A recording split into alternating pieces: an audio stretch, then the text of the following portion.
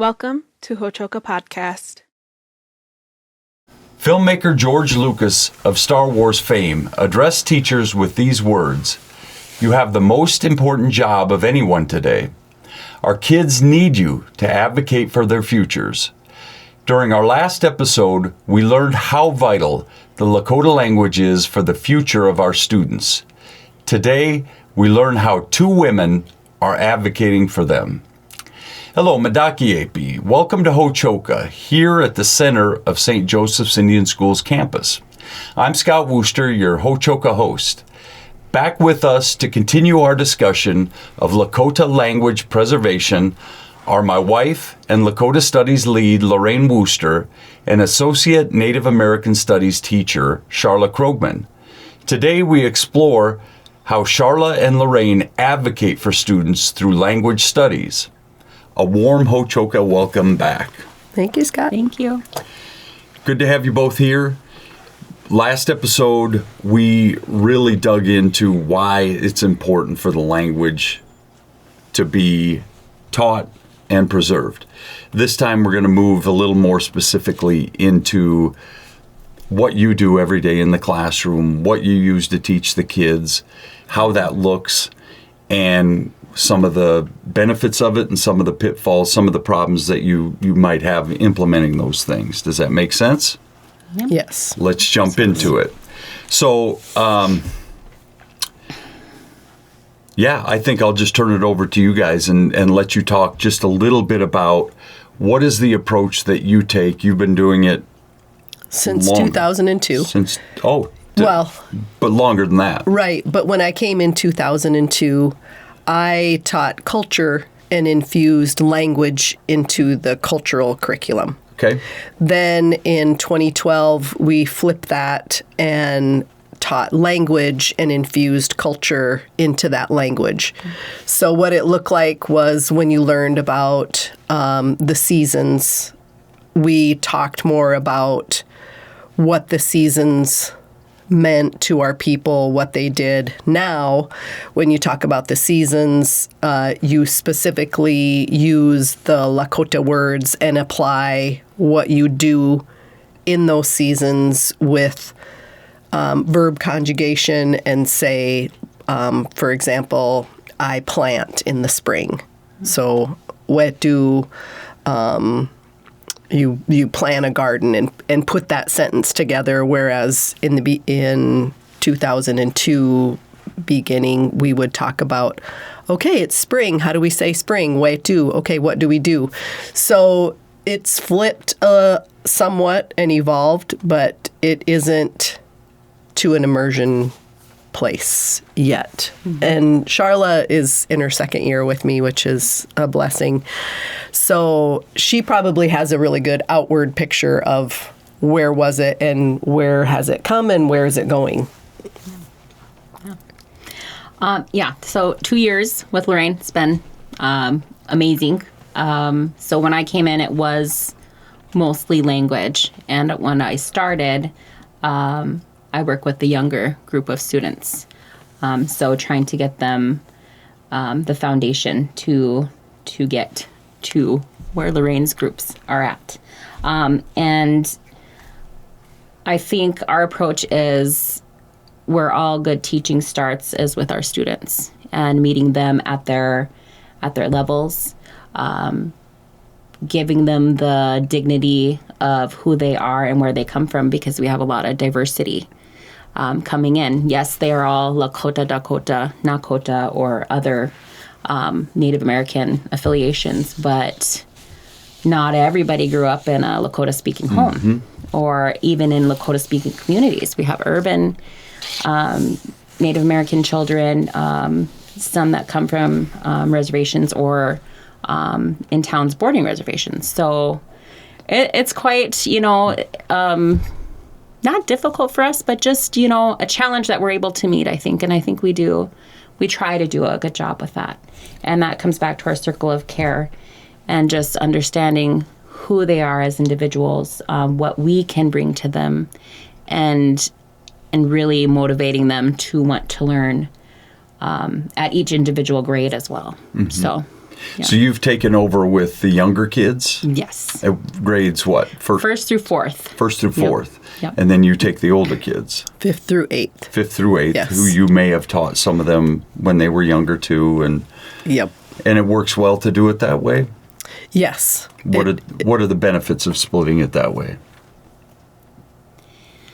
I think just having, with me personally, knowing which level we have 3 different levels of books, curriculum books that we use, and I can get them through the first book because that's building that foundation. And then that just coming in so green, I guess, compared to Lorraine. I mean, she's had many years experience in a lot more language. I can learn right along with the students, and it's kind of amazing just to even learn from them some of the things they can bring into class. The split is awesome for me, just having somebody be there and get new ideas. Because as a teacher teaching from 2002, I started with this curriculum and learned how to insert games and how to work with flashcards or how to use an iPad with it. And so I get to share that with Charla, but also Charla comes in green and she has her own bright ideas from her experiences that she has been through from an educational perspective. She's got some great experiences. And so she gets to turn that around and add those to mine, which I think really bridge together. I see her come up with a new idea of how to teach the numbers to kids instead of just bingo or flashcards or, matching, whatever it is. So I think having 2 of us really helps support that. And I think people end up being a little more comfortable with younger middle school, high school. So I think that experiences that I've had the kids, it's not somebody new coming in and they're nervous to speak their language with a new teacher. It's just that comfortable phase. And I think we talked about before, when we get to 7th and 8th grade, we split them by gender. And I think Charla is starting to see that even with younger kids, how they're starting to get nervous about speaking in front of their, girls speaking in front of boys or boys speaking in front of girls. We've talked about that a little bit. So. And there's differences in the way the gender is spoken too, or am I off base there? Do you teach it differently to girls than you would to boys? Yes and no. Okay. So, for example, you would say pilamayayo for a male, pilamayaye for a girl. But young boys can also speak the female version until they're an elder male. It's okay because a lot of them are taught by their grandmas and their aunties and their moms. So they learn that female way of speaking, which I was taught at class is okay for a boy to use until he's an elder male or an adult male. Then he should start using his male gender endings. Okay. And I'll say right here that it's my understanding of the language. It's so complex and it has to be complex to teach because you guys have different experiences, the way you grew up and the way you were taught it or not taught it. In your case, you weren't taught it at all. So you came to it probably in your 30s when you began to teach it. Every single person that I've ever met that speaks Lakota or Dakota language, Nakota language, they're at a different place on their continuum of where they learn it. So it's not just the kids, it's the adults, and everybody understands it a different way. And a lot of people think there are different ways to teach it and effective ways to teach it. But teaching can't really just start with books that you bring off the shelf. You can't, it's hard to do it right with an off the shelf curriculum that you just bring in. Each individual students and their backgrounds have to bring their own piece of that to how we begin to address how to shape that a curriculum. Can you Right. talk about that? And I think Charla is a really good example of that. I mean, I gave her the curriculum and said, here you go, here's book one. And she does. She'll take, okay, we're going to talk about family here. I'm going to add in some Lakota values about what kinship is and respect. And as a school, we get to do that. So we add that in, but she will find a story or a video that goes with it to just give that deeper meaning that adds to the curriculum that doesn't feel so curriculum following the book kind of stuff. Right. And we as a school add that in too. So then we have Orange Shirt Day and we have language that goes along with that, or we have our Tioshbe week where we work with the kids to, it's sort of teaching to the test, but okay, this is a review, this is what you need to know, we're going to do some things. So we don't constantly follow the curriculum all the time. We apply what's happening on campus, whether it's missing and murdered Indigenous people or relatives, powwow happening. Right now, 7th grade is taking a break on the language, and we're learning about cultural trip. But each month we have values, and we add that into. So we don't just follow the curriculum. Right. Yeah. It has to apply to the real world in order to make that work. Yes. Yeah. We want to make it relevant for the students so that they can jump in on it and just really, this is another way to tie in the lesson. Yeah, like a story problem in math, right? I mean, Yes. instead of just learning the numbers, you would learn the stories that went along with them. Yeah. And to a lot of people who are really frustrated by story problems.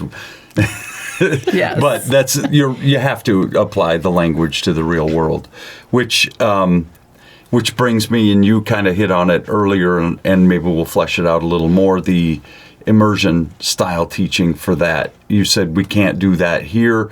Explain what it is, why that wouldn't fit our system all that well, and the benefits of that. So the immersion classrooms, maybe on some of the communities on the reservations, they don't just teach Lakota studies or just what we're doing. They do all the subjects, and at least half of the day is strictly Lakota communication. I mean, Koliapi, the language is spoken. And we have 80 minutes a week with each of our groups.